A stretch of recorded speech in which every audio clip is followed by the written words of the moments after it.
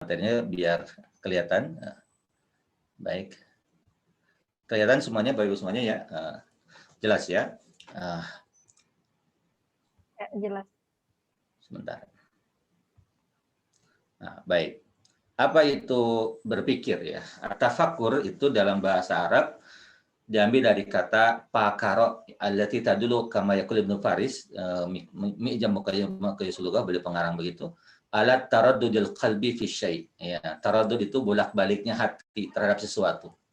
Jadi memang dalam terminologi bahasa Arab, yang tentu kalau bicara tentang bahasa Arab dalam pengertian Islam begitu ya di sini, bahwa yang namanya alat untuk berpikir itu bukan akal tetapi hati.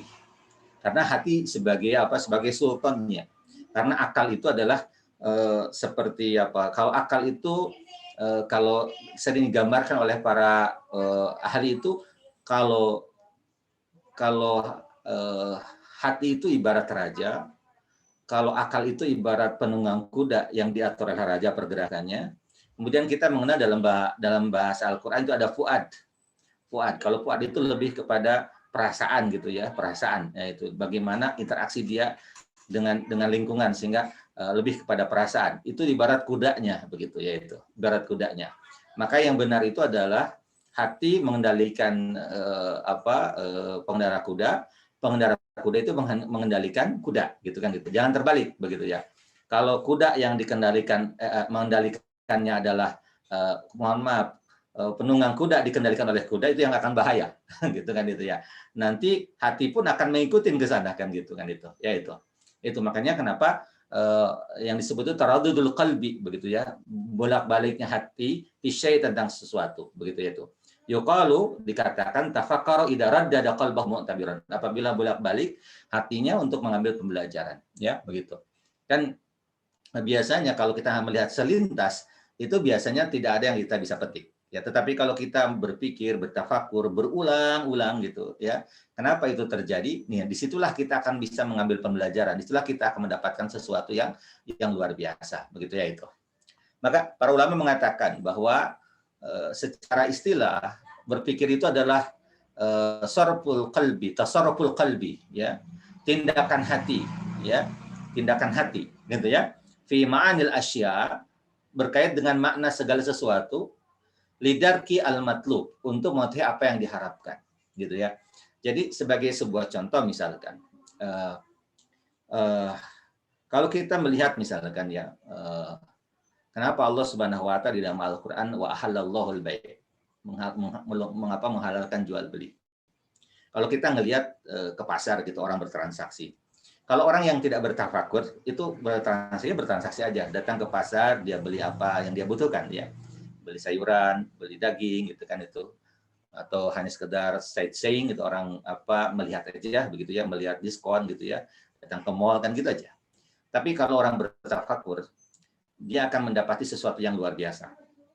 Ya, tentu tafakurnya, tujuannya untuk apa? Nah itu penting, ya gitu ya. Apa tujuan seseorang bertafakur itu? Kalau orang mohon maaf datang ke pasar untuk mengamati harga begitu ya, berarti tujuannya adalah untuk bisa melihat berapa misalkan harga sekarang di pasaran, apakah terjadi inflasi atau tidak, itu akan ekonomi, gitu ya itu. Nah, kalau misalkan harganya mahal, berarti terjadi inflasi, misalkan begitu ya itu. Dan barang-barang juga ternyata tidak sesuai dengan yang diharapkan, misalkan sedikit barang, begitu kan itu ekonom berpikirnya demikian, begitu ya itu.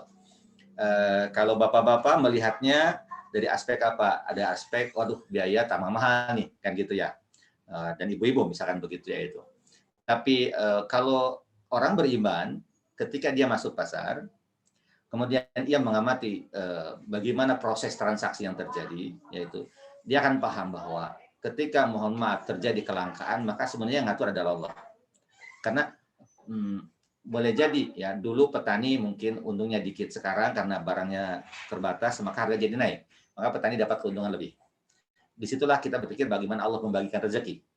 Ya. Lebih dari itu, ketika kita melihat ada sebuah transaksi, kita bersyukur kepada Allah Subhanahu wa taala menghalalkan jual beli. Sebab kalau jual beli tidak dihalalkan, maka berarti ketika orang menginginkan suatu barang, maka pertama dia harus nunggu. Ya, dan nunggu itu lama. Atau yang kedua, dia meminta, dan meminta itu menghinakan. Atau yang ketiga, dia memaksa sampai membunuh, dan itu seperti perbuatan yang buruk. Maka pilihan keempat adalah terjadi jual beli ataupun barter kan gitu kan itu. Maka ketika kita mentafakuri bahwa Allah Subhanahu wa taala menghalalkan jual beli, disitulah kita melihat begitu rahman rahimnya Allah kepada kita semuanya. Nah, inilah tasarruful qalbi di situ gitu ya itu. Nah, hanya kebanyakan orang secara umum selalu kalau melihat sesuatu itu adalah dengan apa? Dengan akalnya. Ya, dengan akalnya, ya. Dengan akal dia. Akal ini adalah dia memiliki kemampuan luar biasa. Allah ciptakan luar biasa akal ini, tetapi ia memiliki kemampuan terbatas. Karena akal ini hanya sebatas alat. Ya. Alat karena dia akan mengumpulkan data-data begitu ya. Yang data-data itu akan diberikan kepada hati untuk memutuskan. Nah, dengan data-data itu mau mana yang diambil? Apakah data-data hanya sebatas angka begitu saja, kemudian keputusannya keputusan ekonomi, ataukah data-datanya mohon maaf ini adalah membuat kita mendekatkan dirinya kepada Allah gitu? Itu tergantung hati. Begitu, itu tergantung hati. Makanya kenapa para ulama zaman dulu selalu mengaitkan berpikir itu dengan hati, karena itu intinya. Karena pada ujungnya adalah hati yang akan memilih. Ya, dari data-data yang sudah di-input ya melalui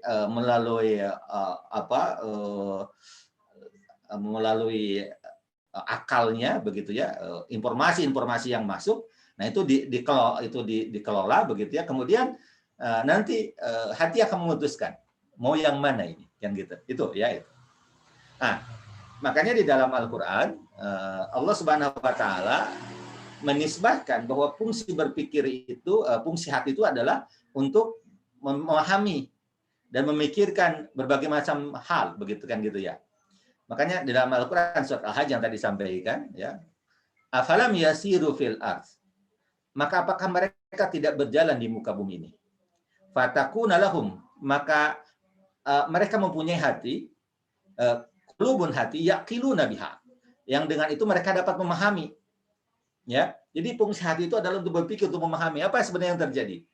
Sebagaimana mohon maaf Bapak Ibu semuanya, kalau orang jalan-jalan ke Petra, ya Petra itu daerah Jordan gitu ya, daerah yang sangat terkenal dengan keindahannya, dan ini memang berbicara tentang perjalanan di tempat-tempat yang terjadi bencana begitu kan itu ya. Saya kira ketika orang masuk ke Petra itu semuanya akan sangat takjub dengan pemandangan yang luar biasa. Bagaimana manusia memiliki kemampuan yang luar biasa bisa membangun bangunan indah. Kalau orang berpikir dengan akal, pasti akan melihat bangunan itu adalah, aduh ini tingginya sekian, bagaimana ukuran manusianya kan gitu ya, besar-besar pasti kan gitu ya, kemampuannya, ahli dalam mengukir kan gitu lain sebagainya. Kalau dengan akal begitu, dan nanti akan mengukur ini batunya dari mana, diangkutnya berapa meter kan gitu yang terjadi. Makanya biasanya orang kalau melihat, Ustaz sering melihat di NetGeo begitu ya, kalau ahli sejarah itu kan melihatnya dengan apa? Melihatnya dengan akal saja, dalam akal begitu ya. Maka yang selalu ada dalam benak mereka ketika melihat sebuah fenomena adalah selalu mencoba untuk mengaitkan. Kalau misalkan ada bangunan, batunya dari mana? Kemudian ini karbon gitu ya, dicek karbonnya usianya berapa begitu kan gitu ya. Kemudian dicari data-data yang lain untuk menguatkan teori yang mereka bangun.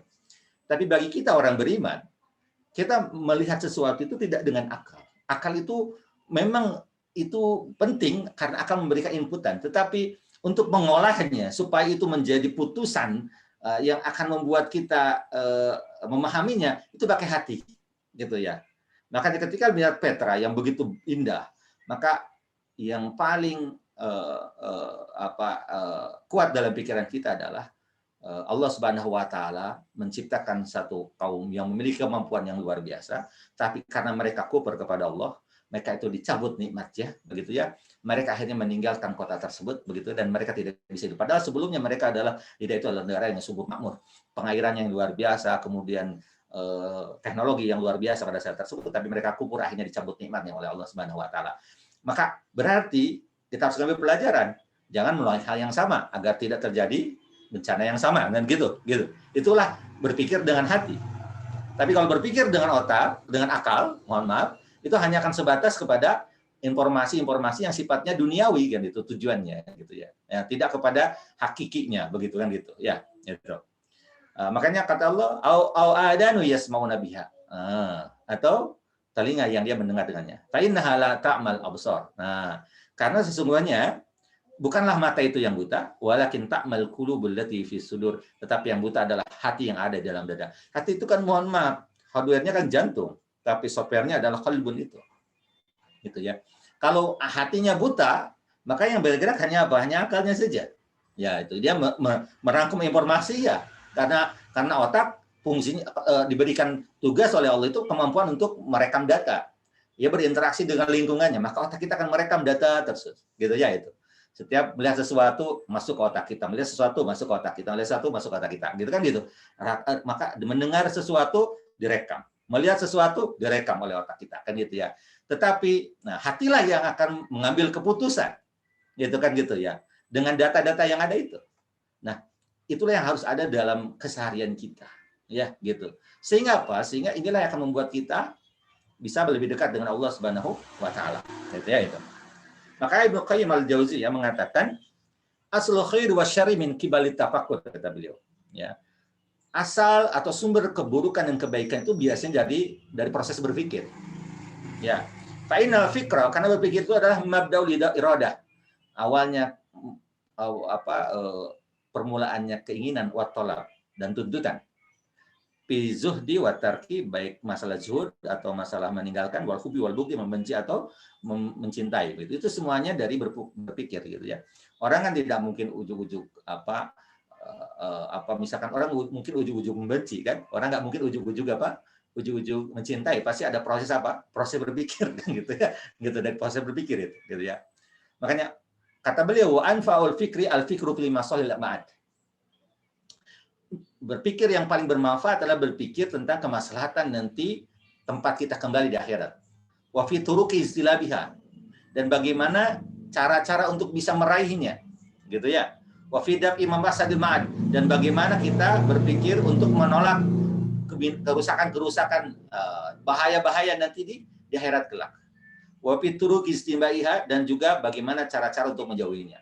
Jadi Bapak Ibu semuanya, Ibnu Qayyim al-Jauziyah menyampaikan kepada kita bahwa inilah sebenarnya yang harus kita pikirkan, ya. Karena berpikir kita bukan hanya sebatas di dunia, tapi kita berpikir itu adalah bagaimana ke akhirat. Itu yang harus ada. Karena hati itulah yang sebenarnya harus kita kendalikan, begitu kan? Manusia itu kan kata Rasulullah tergantung segumpal darah hatinya. Ida salat jasadu kullu, ida fasad jasadu kullu, gitu itu. Makanya kalau hatinya sekarang betul gitu ya, digunakan dengan benar, menjadi sultan, menjadi yang ngatur semuanya, ngatur akalnya, ngatur fuadnya, begitu, ngatur semua geraknya, maka itu yang akan selamat. Kalau orang dalam hidupnya berpikir tentang nanti kenikmatan di akhirat dan bagaimana cara mendapatkannya, dan bagaimana beratnya di akhirat dan bagaimana cara menghindarinya, itulah yang akan menyelamatkan seseorang. Dan itu tidak mungkin dengan otak, itu harus dengan hati. Ya. Sebab kalau dengan otak hanya menginput data saja, begitu ya. Kalaupun menyimpulkan, maka menyimpulkannya adalah dengan data-data yang sifatnya zahir, bukan yang sifatnya intinya, yaitu yang kaitannya dengan ruh, begitu ya itu. Ya itu. Sebagai sebuah contoh, mungkin orang bisa menghafal Quran, ya dengan apa? Dengan otaknya, dia menghafal dari A sampai Z-nya, begitu ya. Dari Al-Fatihah sampai An-Nas-nya, begitu ya. 114 surat, 30 juz, kemudian dengan jumlah 6.600 atau 300 berapa ayat, begitu perbedaannya, dari 665 ayat dan kurang karenanya perbedaan di wakaf atau tidaknya, begitu, dia bisa menghafal. Tetapi belum tentu dia hafal Quran, itu akan menyebabkan dia bisa mengenal Allah Subhanahu wa taala kalau hatinya tidak digunakan untuk mentafakuri apa yang ada dalam Al-Quran itu. Karena Al-Quran data-data kan itu semuanya. Kemudian apakah itu ditafakuri tidak oleh dirinya? Makanya kita bisa mendapati dalam sejarah ada orang yang hafal Quran, hafal 30 juz, ya sahabat Nabi, hidup dengan nama Nabi kalau tidak salah, tapi dia ketika Rasulullah SAW wafat, dia murtad, begitu ya, membela Musailimah al-Kadzdzab. Ya, kenapa? Karena Al-Quran hanya ada data dalam otak, tidak menjadi sesuatu yang dia pikirkan dengan hatinya. Nah, tapi boleh jadi dia hafal hanya Al-Ikhlas. Ya, surat yang paling pendek, dia tidak hafal 30 juz. Dia hafal surat Al-Ikhlas. Qul huwallahu ahad, Allahu samad, lam yalid wa lam yulad wa lam yakul lahu kufuwan ahad. Tapi dia tafakuri maknanya, ya, dengan hatinya, begitu ya. Maka dia mengenal siapa Rabbnya, Zat yang maha segalanya, Zat yang maha esa, yang tempat dia bergantung. Kalau ada masalah dia datang kepada Allah, ya, begitu. Ada persoalan dia datang sama Allah. Kemudian membuat dia lebih dekat dengan Allah. Itulah orang yang benar, gitu kan? Itu. Makanya kenapa hati ini penting begitu ya, itu sebagai alat kita untuk bertafakur.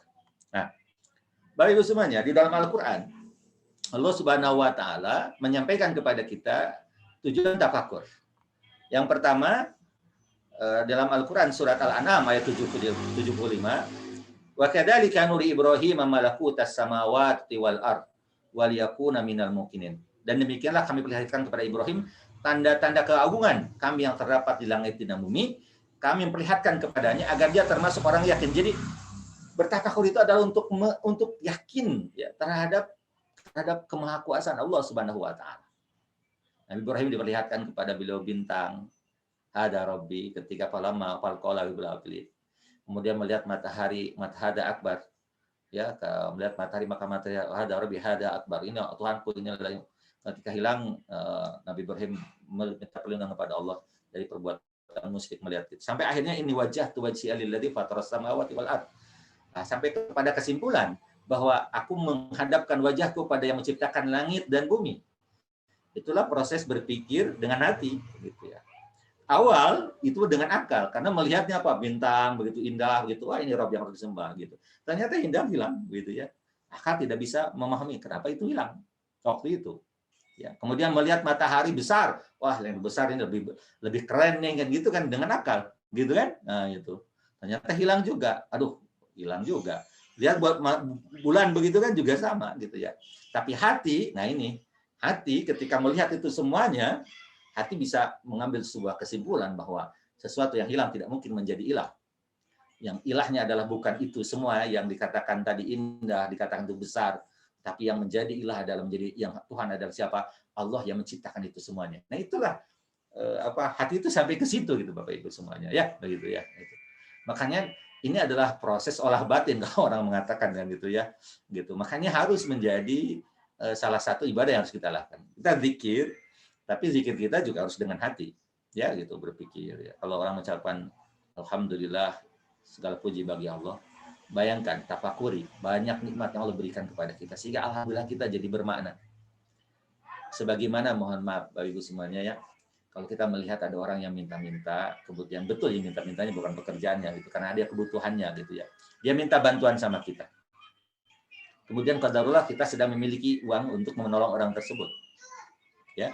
Kemudian kita berikan plek gitu ya. Apa yang kita lihat reaksi orang tersebut ketika kita bantu? Itu ungkapan alhamdulillahnya yang luar biasa. Alhamdulillah Neng, alhamdulillah Ibu Haji, alhamdulillah pisan ya, aduh manfaat pisan Kang Abdi. Abdi kalau samperyoki pisan hatur nuhun, jazakumullah, dan doanya panjang. Yang kita berikan berapa? 100.000 paket. Yang 100.000 itu mungkin 2 hari juga udah habis. Tapi bagaimana rasa syukurnya luar biasa. Ya, berterima kasihnya kepada kita luar biasa. Bayangkan, Allah berikan kepada kita itu sesuatu yang luar biasa dahsyat. Yang diminta, yang tidak diminta, Allah berikan kepada kita semuanya. Makanya kalau alhamdulillahnya dengan apa? Dengan mentafakuri, itu yang menjadikan keyakinan kepada kita. Ya, begitu. Ya, menjadi keyakinan kita bahwa Allah itu mendesain semuanya indah untuk kita. Allah menakdirkan semuanya baik untuk kita. Tidak ada yang buruk. Buruk itu karena keterbatasan akal untuk memahaminya. Tapi hati akan melihat apapun baik. Gitu ya. Sebagai sebuah contoh, misalkan pandemi yang sedang terjadi di kita sekarang, Bapak Ibu semuanya. Kalau lihat akal, berapa banyak uang yang harus habis sekarang? Ya. Untuk pengobatan, untuk bantuan, untuk penelitian, begitu habis banyak begitu ya. Negara kemudian mohon maaf aturan-aturan banyak sekarang dibuat. Begitu ya. Itu dengan akal maka kadang kita jadi pusing ya begitu ya itu.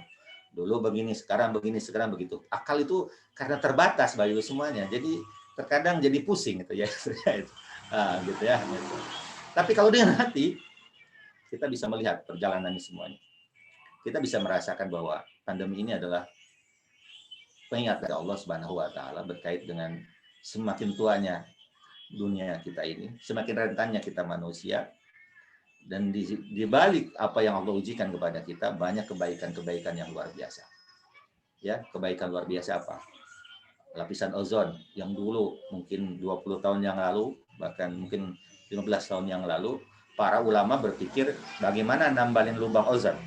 Sebab kalau ozonnya itu lubangnya tidak ditambal, maka nanti orang akan terkena penyakit kulit semuanya.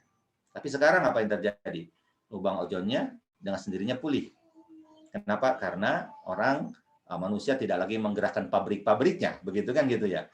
Jadi ada rehat. Dengan rehat tersebut terjadi perubahan, perbaikan gitu. Sebagaimana mohon maaf Ibu semuanya, kalau kita sedang saum, biasanya yang terjadi apa?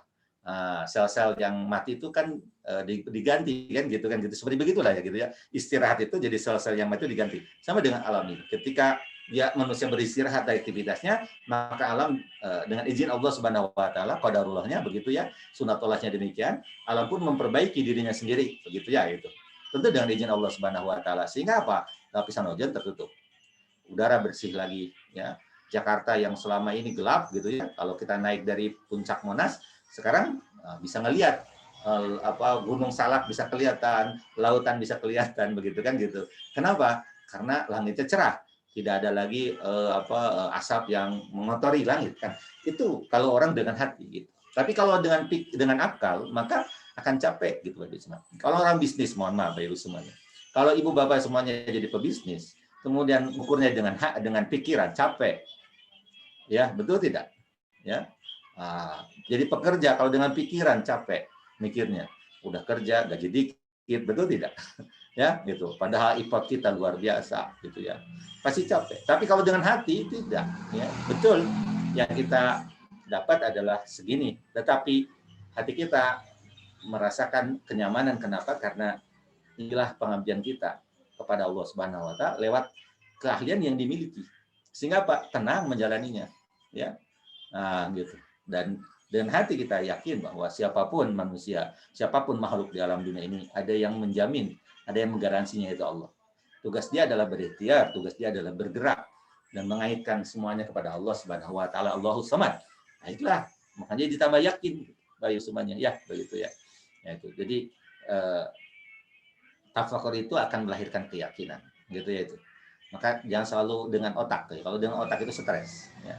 Makanya kalau orang stres karena mikirnya dengan otak, tafakurnya dengan otak gitu. Hanya data-data aja yang dia kumpulkan gitu ya itu. Tapi kalau dengan hati, enggak. Orang yakin tuh ada orang yakin stres kan enggak ada, betul tidak? Ya kan? Karena stres itu karena tidak yakin, jadi stres. Kalau yakin tuh enggak akan stres. Makanya hatilah yang harusnya menjadi alat untuk bisa mentafakuri sesuatu. Nah, kemudian Allah Subhanahu wa taala menyampaikan dalam surat Fussilat ayat 53, ya. Mohon maaf. Ya. Sanurihim ayatina fil afaq. Kami akan memperlihatkan kepada mereka tanda-tanda kebesaran kami di segenap penjuru. Fil afaq. Baik semuanya, kalau kita mohon maaf.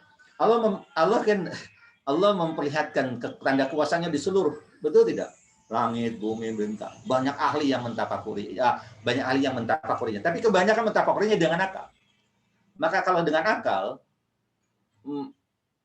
mereka tidak akan sampai pada hakikat. Ya, contoh, mereka paham Bapak Ibu semuanya, matahari ada batas waktunya, ada usianya, bumi ada usianya. Maka yang terbayang oleh mereka adalah bagaimana menghindarinya. Maka mereka menyiapkan sekarang. Mereka bikin matahari buatan, ya, supaya nanti katanya bumi bisa menghangatkan dirinya sendiri tanpa bantuan matahari ketika matahari sudah lemah, gitu kan? Mereka menyadari bahwa misalkan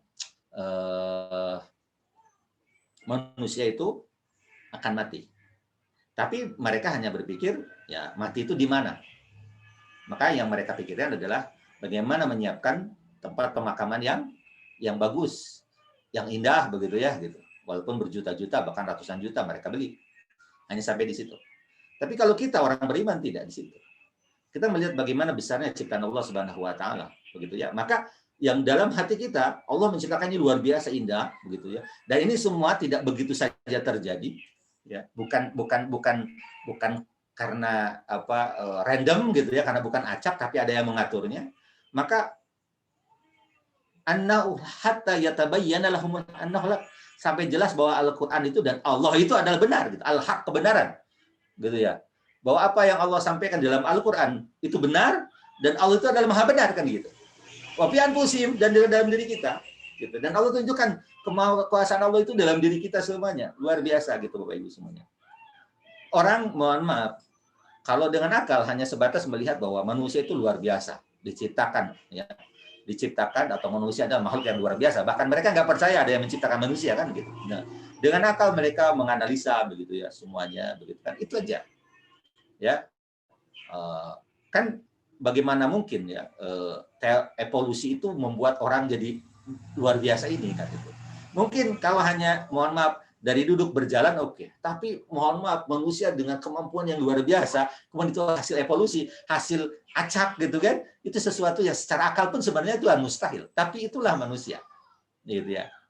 Nah kalau kita orang beriman kan kita punya hati, maka hati inilah yang akan menjadi alat sebagai alat ya, yang akan mengguidance kita untuk bisa memahami semuanya, sehingga dengan memahami itu semuanya akan sampai pada kesimpulan annahul haq, bahwa Al-Quran itu benar, bahwa Allah itu adalah benar, kan gitu.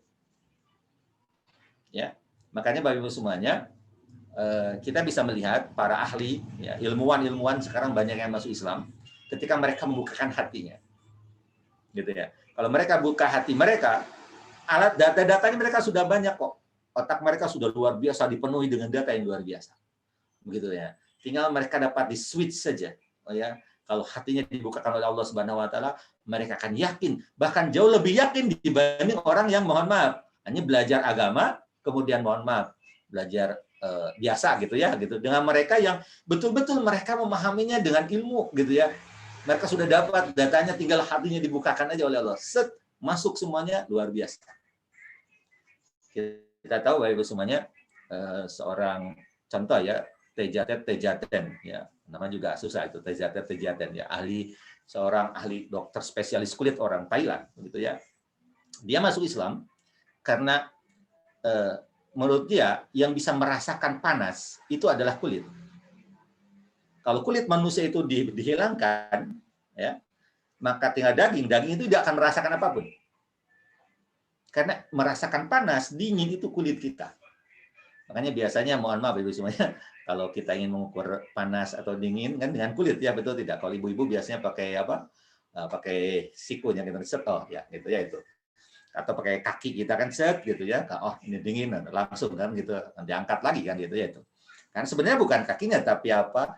Sensor-sensor yang ada di kulit kita, di kulit kaki kita itu yang menjadi sensornya. Coba kulitnya dicabut. Kalau orang sampai mohon maaf, naudzubillah min dzalik, Bapak semuanya ya, ada orang yang kebakar sampai mohon maaf grade berapa itu sampai putih begitu ya. Nah, kalau putih itu kan biasanya sudah tidak terasa itu. Panas apapun, tusukan itu tidak terasa karena indranya sudah mati.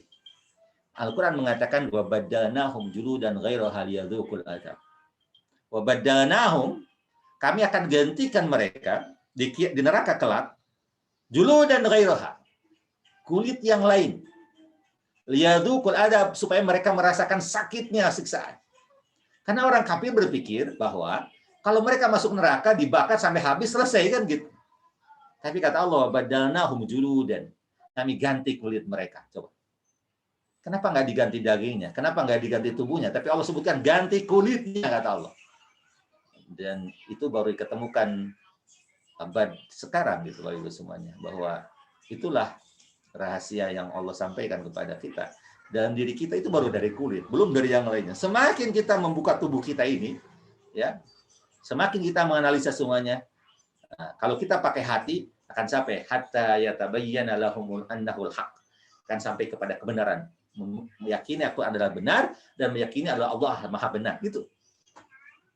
Ya, tapi kalau hanya dengan otak, hanya akan sampai kepada data-data saja terkumpul, sehingga dan disimpulkan hanya untuk kepentingan yang sifatnya duniawi, begitu ya itu.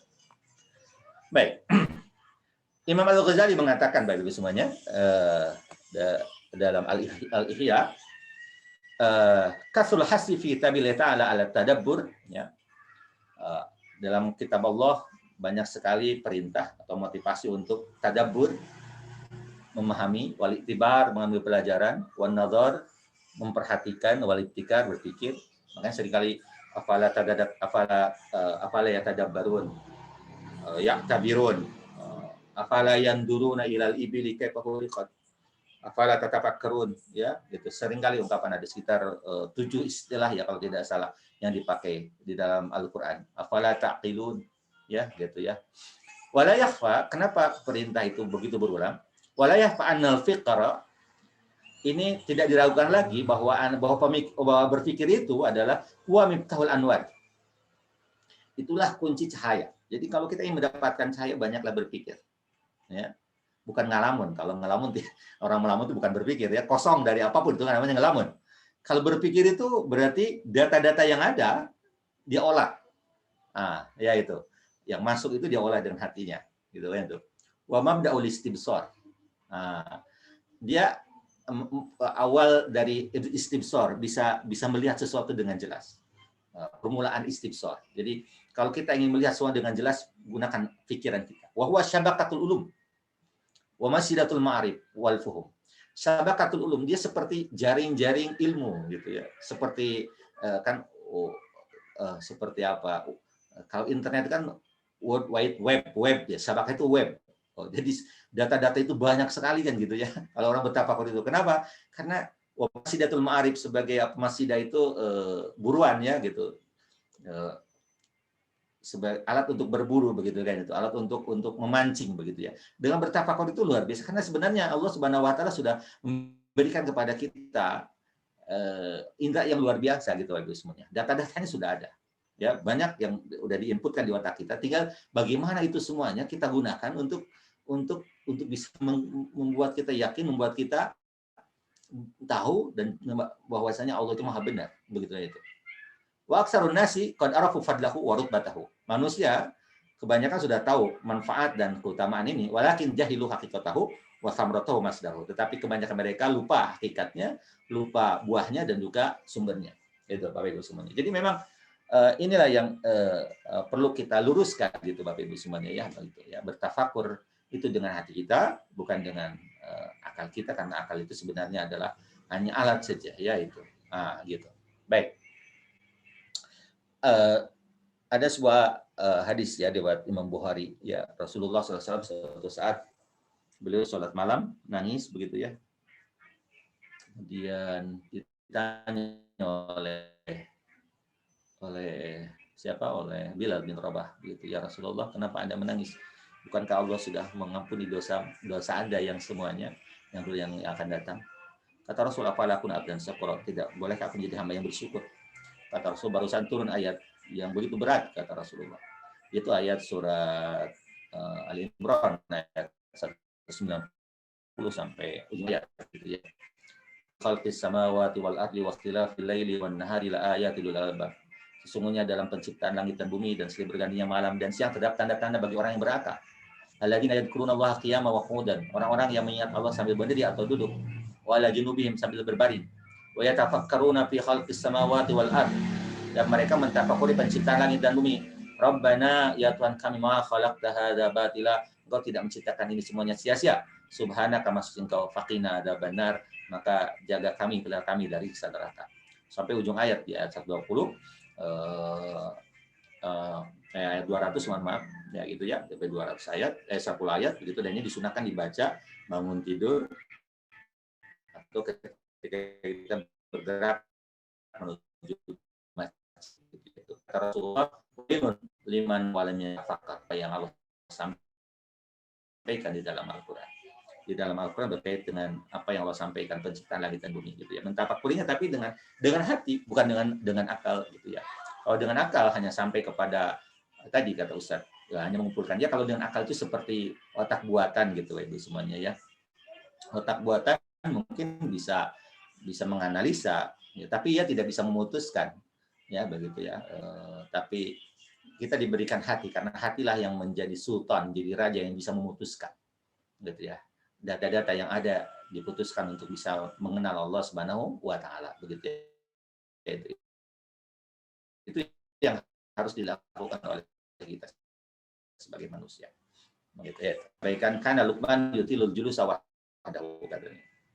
Luqman itu sering duduk sendirian lama sekali. Fakana yamuru bihi maulahu. Ya. Kemudian ada hamba sayanya yang dia merdekakan, dia lewat kepada beliau. Nah, kemudian hamba saya itu bertanya, ya Luqman, innaka tulimul julusa wahdaka walau jalasta ma'ana si kana anisulaka.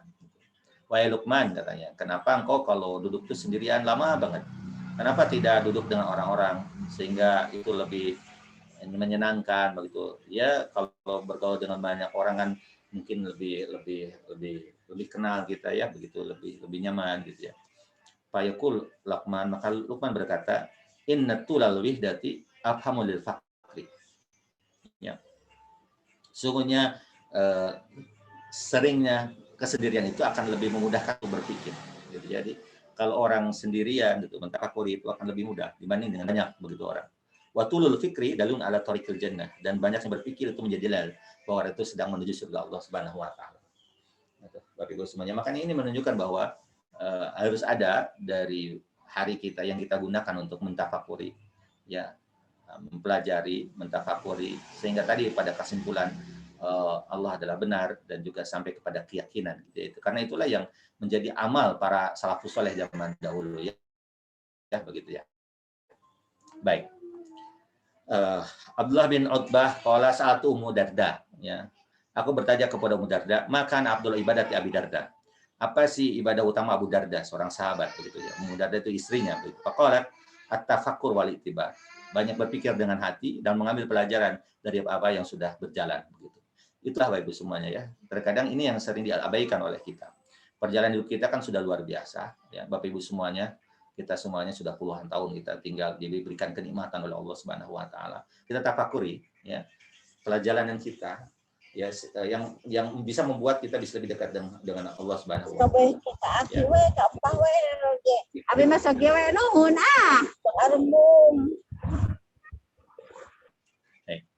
Kita sudah diberikan oleh Allah Subhanahu wa taala hati gitu ya.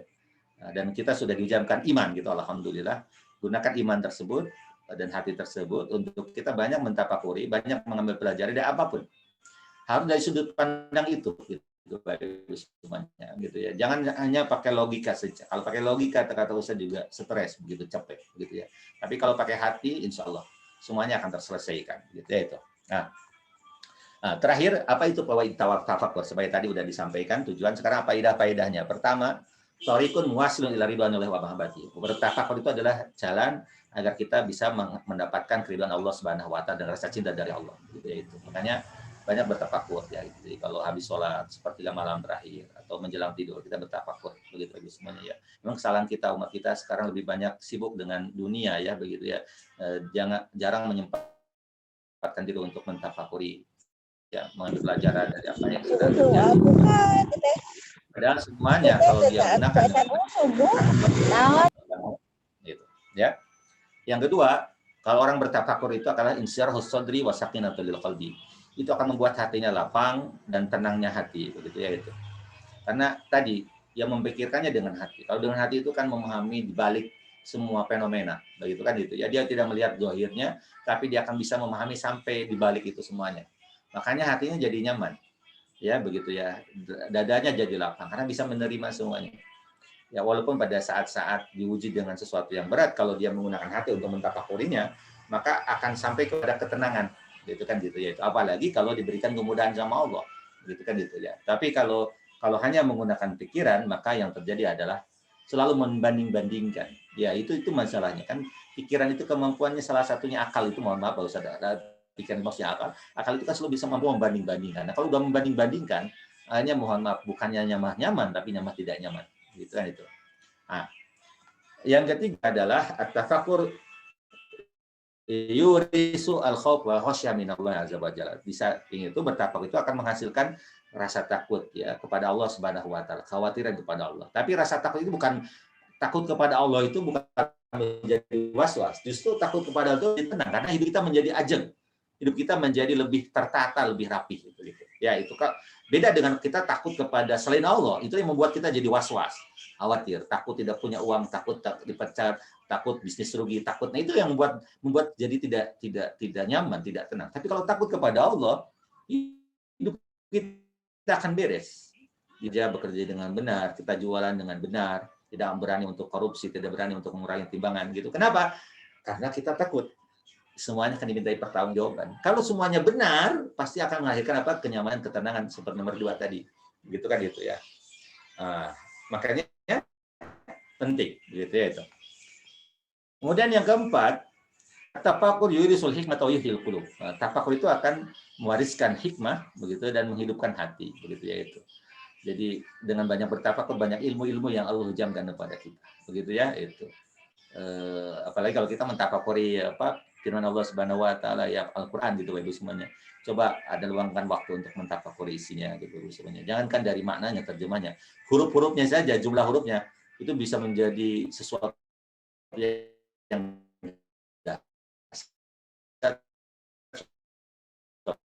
yang luar biasa gitu perhatikan gitu ya dengan bertafakur. Kenapa Allah akan memulai dengan bi begitu kan itu dengan huruf ba, apa maknanya? Kemudian luar biasa gitu ya.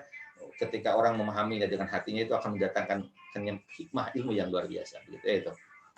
Kemudian yang selanjutnya adalah kasratul itibar wal itiad min sirril sabiqin. Ya, yang namanya banyak bertafakur, banyak mengambil ibrah, pelajaran, nasihat itu adalah sunnah para orang-orang soleh zaman dahulu.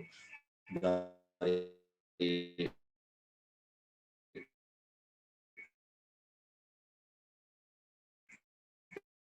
zaman Nabi Adam belajar gitu ya sendirian gitu ya itu.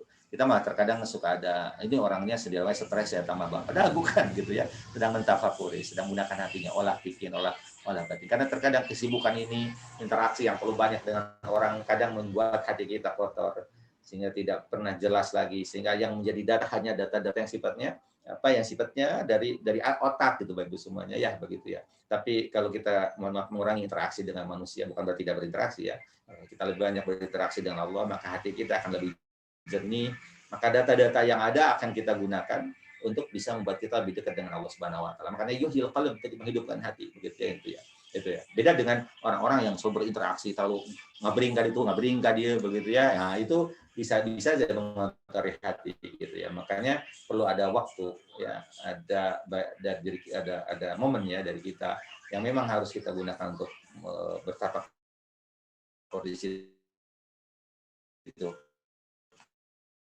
Sehingga kita mudah-mudahan menjadi orang-orang yakin dan akliyatun kubro. Bertafakkur adalah merupakan kemampuan akal yang luar biasa yang tuadi ila yaqdatul afrad wa nahdatul umam, yang bisa menjadikan kebangkitan individu dan juga kebangkitan umat. Jadi orang akan menjadi orang luar biasa kalau dia mampu menggunakan potensi yang Allah berikan ini kepada dirinya. Gitu ya itu. Siapapun itu Bapak Ibu semuanya.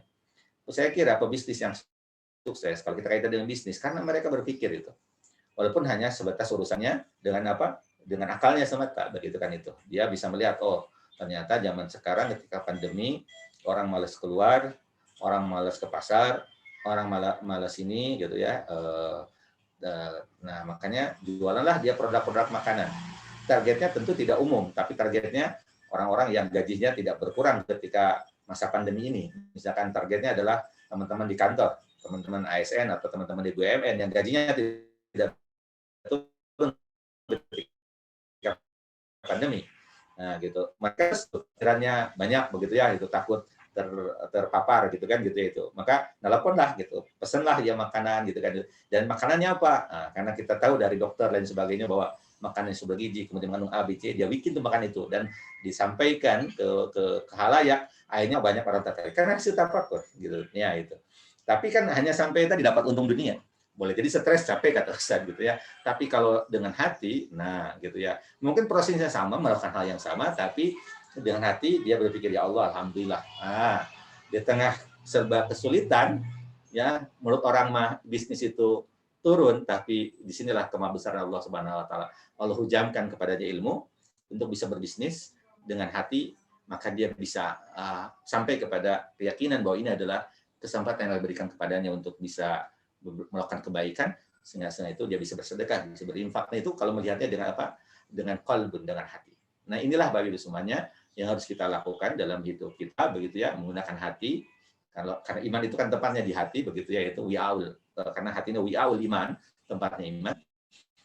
Makanya Bapak Ibu semuanya kita arahkan ya gitu proses itu supaya kita bisa lebih mengenal Rabb kita, mengenal Allah Subhanahu wa taala, dan kita tidak sampai kepada kebenaran.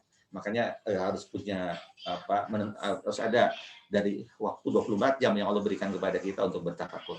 Minimal kita baca salat ya, zikir sambil kita mentafakuri perjalanan hidup kita, apa yang kurang kita istighfar, yang lebih kita senantiasa mohon agar diistiqomahkan Allah Subhanahu wa taala. Segala yang terjadi kepada kita ambil hikmah, ambil iktibarnya untuk semakin membuat kita lebih dekat dengan Allah Subhanahu wa taala. Kalau itu dilakukan, insya Allah ini faedah-faedahnya yang luar biasa yang disampaikan begitu ya. Dan ini memberikan pencerahan ya begitu. Mungkin ada yang ingin didiskusikan, ingin di-sharingkan, monggo silakan. Terima kasih. Assalamualaikum warahmatullahi wabarakatuh.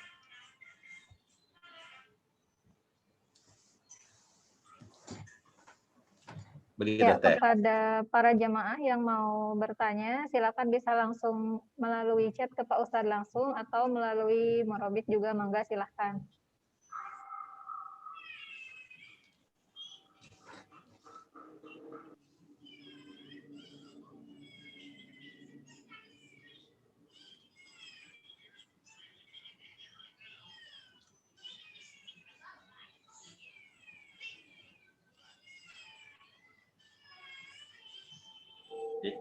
Ya, kajian kita siang ini agak berat. Kalau dalam ilmu filsafat memang agak lebih dekat ke situ, tapi sebenarnya enggak juga ya, karena memang ini keseharian kita gitu ya. Bagaimana kita bisa meluangkanlah waktu kita untuk menggunakan hati kita untuk memotret ya begitu perjalanan hidup kita, memotret apa yang terjadi interaksi kita dengan siapapun gitu ya, yang interaksi itu bisa membuat kita bisa lebih yakin gitu kepada Allah yang menciptakan kita, bisa mengenal kebenaran kan gitu. Itu yang proses yang harus ada gitu. Medianya bisa apapun gitu ya. Gitu. Begitu. Silakan. Ada yang ditanyakan Ibu-ibu semuanya atau sudah jelas? Silakan kepada Bapak Ibu yang mau bertanya, boleh langsung lewat chat langsung ya Pak Ustadz. Ya, boleh. Masih ada waktu sekitar 10 menit lagi, silakan. Atau mungkin langsung mau ngobrol boleh lah, nggak usah pakai dinyalakan itunya, nggak apa-apa, silakan videonya.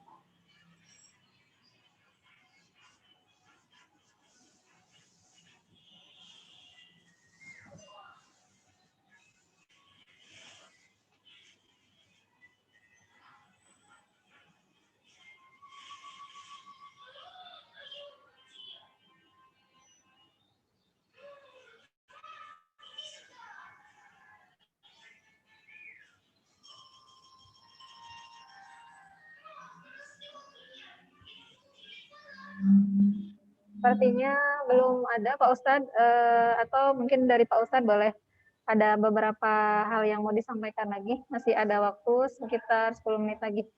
Ya, baik Ibu semuanya, memang kalau ini kan kadang bingung juga loh. Ustaz paham banget karena ini bukan teoritis ya, tetapi juga harus sifatnya aplikatif begitu ya itu. Makanya bagaimana Ustaz agar bisa melakukan itu semuanya?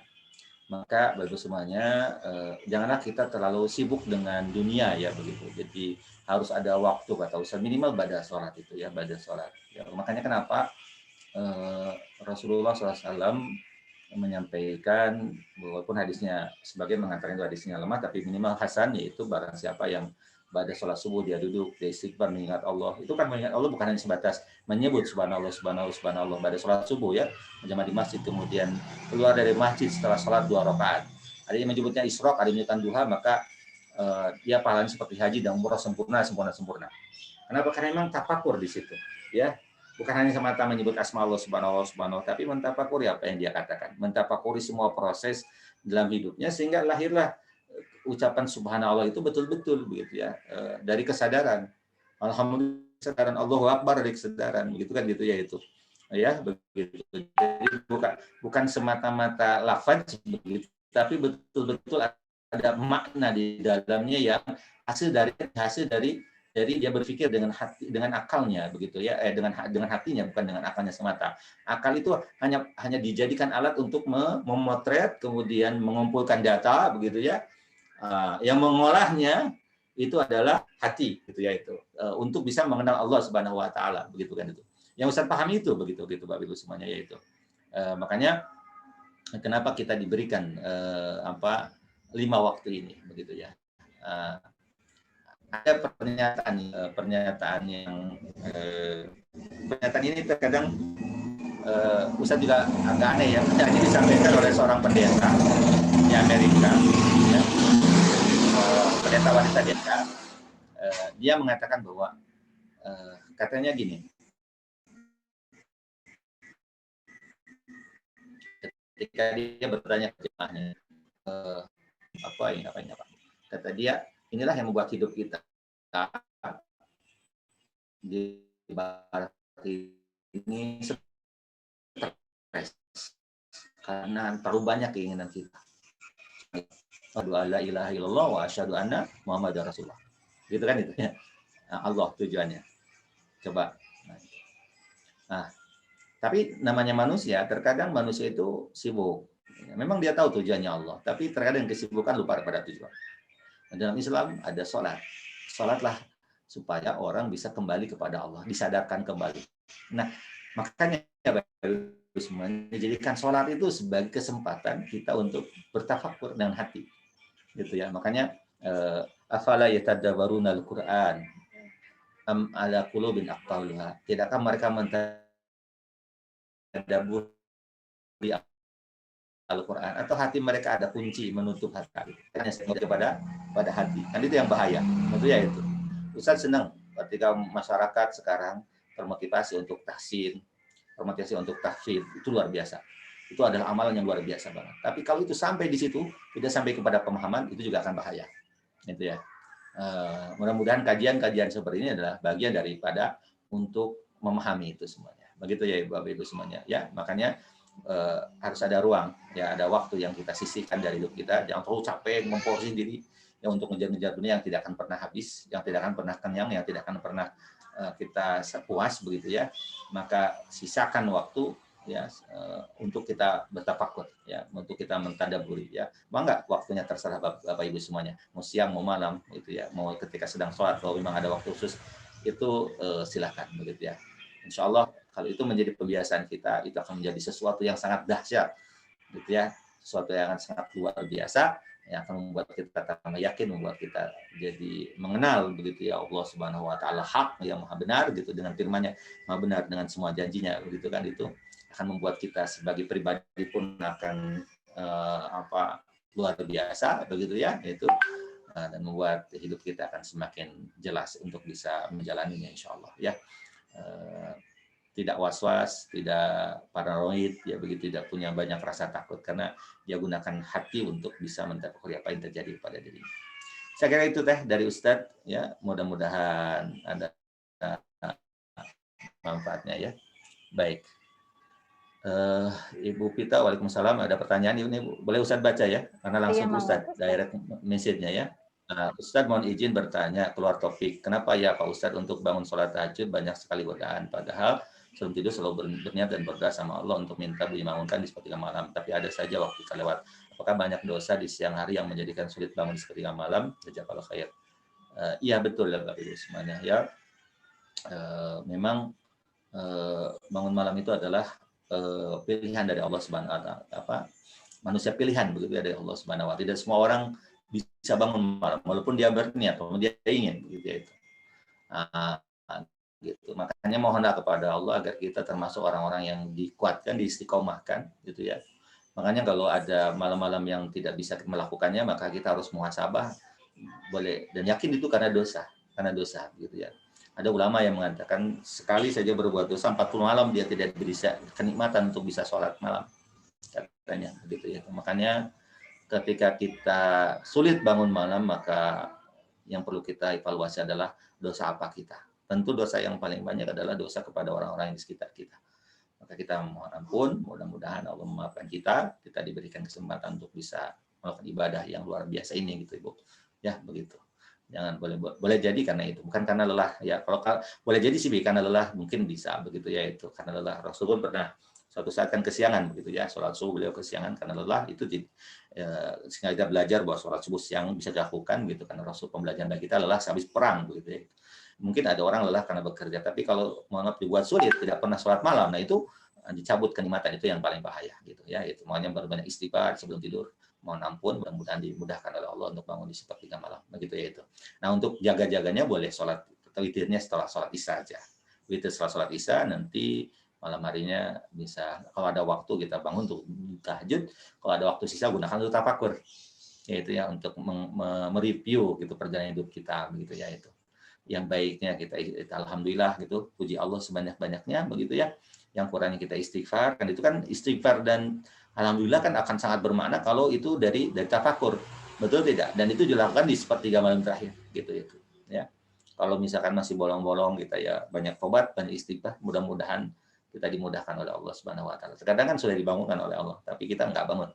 Mungkin disitulah ya kita menyadari bahwa yang membuat kita bisa dekat dengan Allah adalah hak prerogatif Allah. Maka kita mohon kepada Allah agar kita diberikan kesempatan untuk bisa dekat terus dengan Allah Subhanahu wa taala. Itu Bu, ya Bu Pina. Ibu Pita, mohon maaf ya dari Ustaz. Terima kasih. Assalamualaikum warahmatullahi wabarakatuh. Ya, terima kasih kepada Pak Ustadz yang telah menyampaikan materinya. Semoga bermanfaat bagi kita semua ya. Mudah-mudahan kita semua bisa mengamalkannya. Amin ya rabbal alamin. Jadi kesimpulan dari kajian hari ini yaitu berpikir dengan hati dan iman, di mana hati fungsinya sebagai pengatur gerak dan langkah kita manusia, dan akal ibarat penunggang kuda yang diatur oleh raja, di mana raja sendiri itu adalah diibaratkan hati kita sebagai raja. Maka yang benar adalah hati yang mengendalikan akal.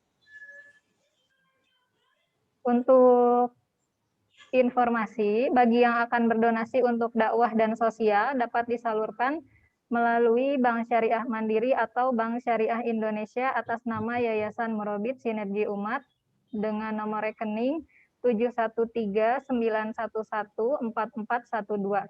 Dan jangan lupa kepada para jamaah supaya mendapatkan informasi mengenai kajian berikutnya, jangan lupa untuk follow Instagram Murabit dan subscribe channel YouTube kami di YouTube Kajian Murabit.